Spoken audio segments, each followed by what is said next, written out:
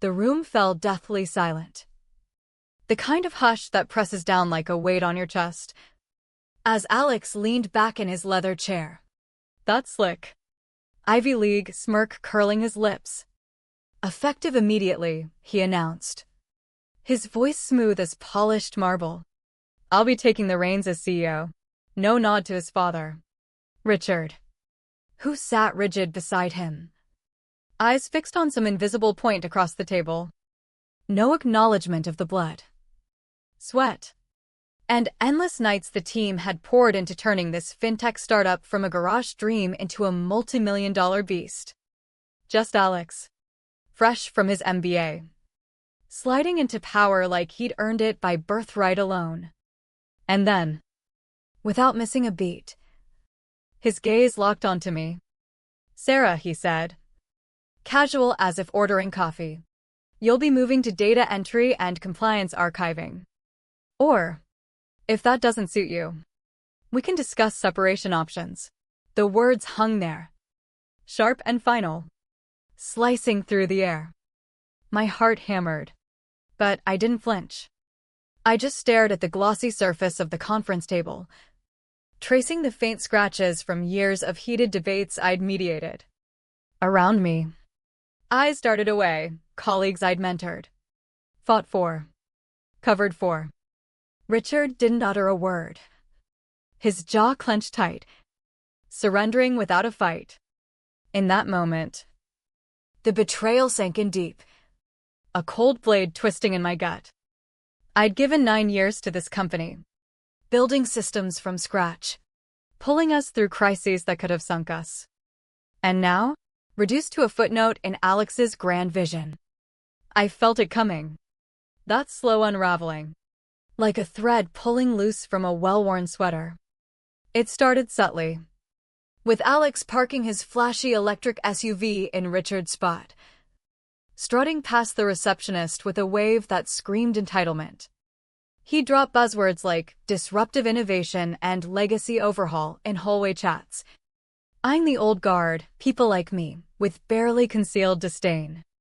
His buddies from business school flooded in for consults, mansplaining our own algorithms to the engineers who'd coded them. One even tried to lecture me on risk assessment protocols while wearing boat shoes in the office. I adapted, as I always had. Stayed late debugging code that crashed under their upgrades, fixed botched client pitches without claiming glory. I never complained, never stirred the pot. But deep down, the hurt festered, a quiet ache from being overlooked, undervalued, erased bit by bit.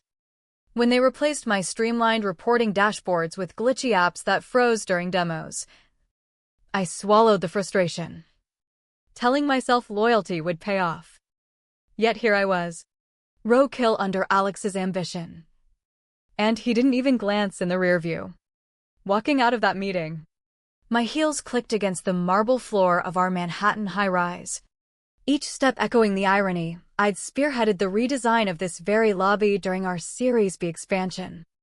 My chest burned with unspoken rage, but I kept it locked down, refusing to give Alex the satisfaction of a scene. No tears, no outbursts, just a calm nod as I gathered my things from my desk, my custom keyboard, encrypted drives, the faded photo of my family tucked in a drawer. The nameplate was already gone, vanished like I'd never been there. That stung worse than the demotion itself, a silent confirmation of how disposable I was in their eyes. But before I left, I paused, sat at my terminal one last time, fingers flying across the keys.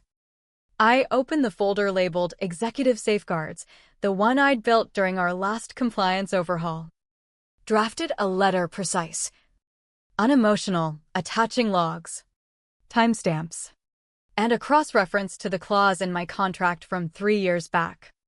Printed it, sealed it in an envelope, and slipped it into Alex's desk drawer, right under his monogrammed stress toy. Then, at midnight, I triggered the self-offboarding protocol I'd designed myself. Clean exit. No traces. The silence of my departure would speak volumes. It crept up slowly. That isolation. Like fog rolling in off the Hudson. Coffee runs that skipped my invite. Slack channels popping up without my ping. Reorg memos that read like hit lists disguised as strategy decks. Alex was purging anything that smelled of the old way, his way of claiming the throne without admitting he hadn't built it. First, Mike from Ops. A veteran with decades of grit. Encouraged into early retirement. Then Lisa from Legal. Shuffled to archive optimization, code for being phased out. I saw the pattern. The nepotism wrapped in corporate jargon. But a sliver of hope clung on that Richard. The founder I'd stood by through funding droughts and scandals would reign in his golden boy. The call came neutral. Need you in the city for a leadership sync. I flew in from Chicago. Bag light. Whispering to my husband it might be my last trip employed. The glass-walled boardroom on the 42nd floor felt smaller. The round table Richard had insisted on no edges. No hierarchies, now a joke. Alex arrived late.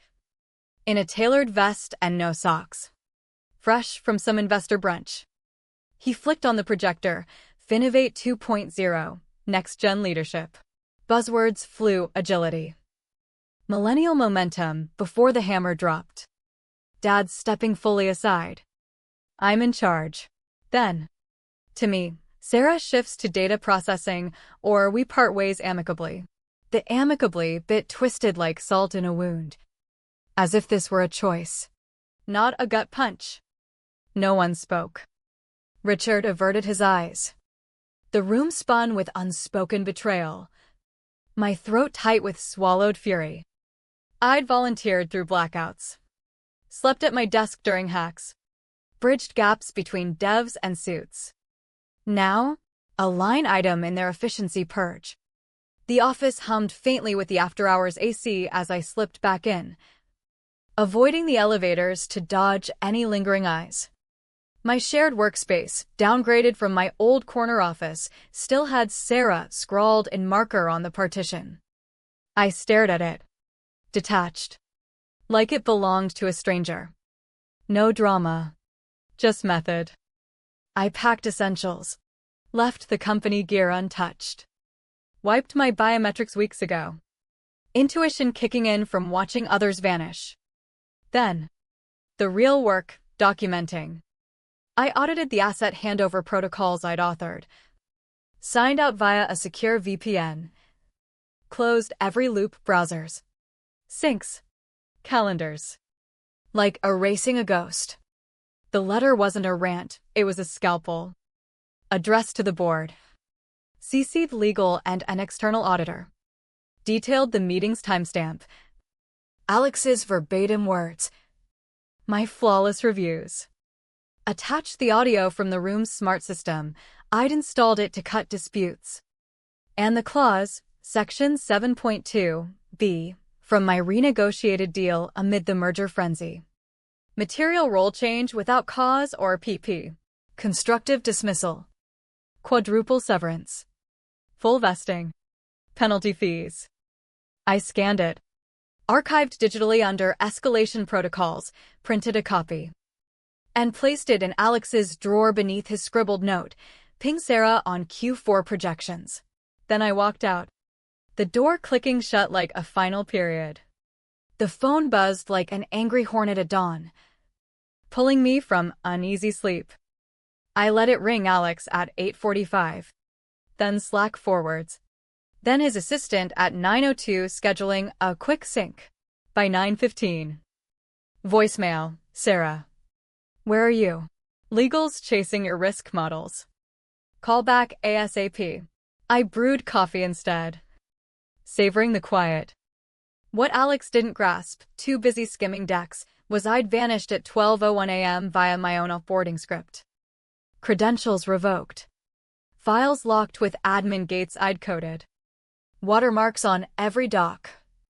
Alerts for tampering. The letter landed at 8 o'clock sharp. Notice of constructive dismissal. Section 7.2b. Attachments, Reviews stamped outstanding, project logs. Alex's audio clip.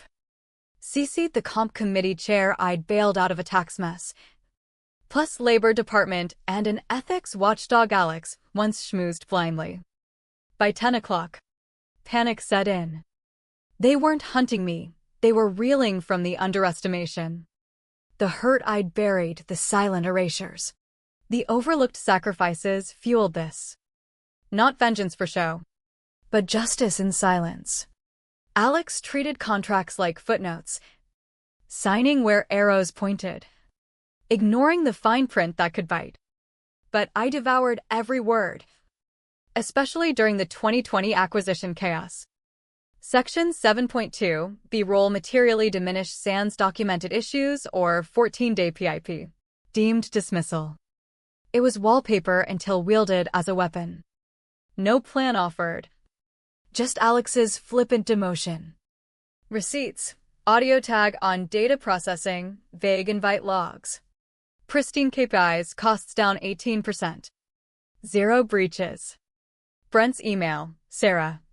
You're the glue. Saved us $750,000 on that vendor slip. It tallied to a clean trigger, quadruple pay. Vested stock. 2x base penalty. No NDA required. The letter stated facts, not fury. While their legal scrambled, realizing one ego flex cost 7 figures. They assumed I'd crumble. Instead, I turned their oversight into my shield. HR never flagged my routine audits, exports of reviews, logs, shadow tasks I'd handled off books. It was my armor, built in plain sight under compliance professional masks. The letter recapped surgically, needing details. Quote, no justification. Role scope slashed 68%. Cited the clause. Attached matrices. Ended. Route settlement via counsel, open to amicable resolution within 14 days. Filed physically in Alex's drawer. Digitally archived. Auto sent to the board. They wanted paperwork? I delivered. Laced with their metrics. Chambered like ammo. The email pinged at 2:45 p.m. from the bench outside our old Chicago branch, where I'd coached juniors. Where Richard once praised my resilience. Dismissal claim conditions confirmed. Settlement forthcoming. No excuses. Just admission. I'd set the trap, they triggered it. Forwarded to my lawyer. Proceed. Draft arrived. Full payout. Vesting. Fees. They slipped in an NDA, I struck it. Fighting meant exposing Alex's hires. Cuts. Undocumented firings. They folded, funds cleared in 72 hours. My access lingered. A glitchy irony. Alex still fumbled basics. The envelope slipped through the slot midweek. Eldridge seal stark. Inside. Richard scrawl, I didn't stand up. Should have. Wrong call. No fluff. Attached. Equity authorization. His signature alone. It didn't heal the boardroom silence, but acknowledged the frayed ropes I'd held. Legacy on people, not charts. They craved quiet, no leaks, no ripples. I didn't seek spotlight, just validation. The discarded wasn't trash. The Q310Q filed quietly. But my alerts caught it. Page 19. Under extraordinary expenses, separation under constructive dismissal. Section 7.2b. Due to unsubstantiated reassignment. Clinical. But damning, cost them near $1.2 million. A text from an ex-colleague. Filings out. Alex looked gutted in all hands. I didn't respond. Absent. My void screamed louder than words. They cut a nerve. Signing their reckoning line. By the book.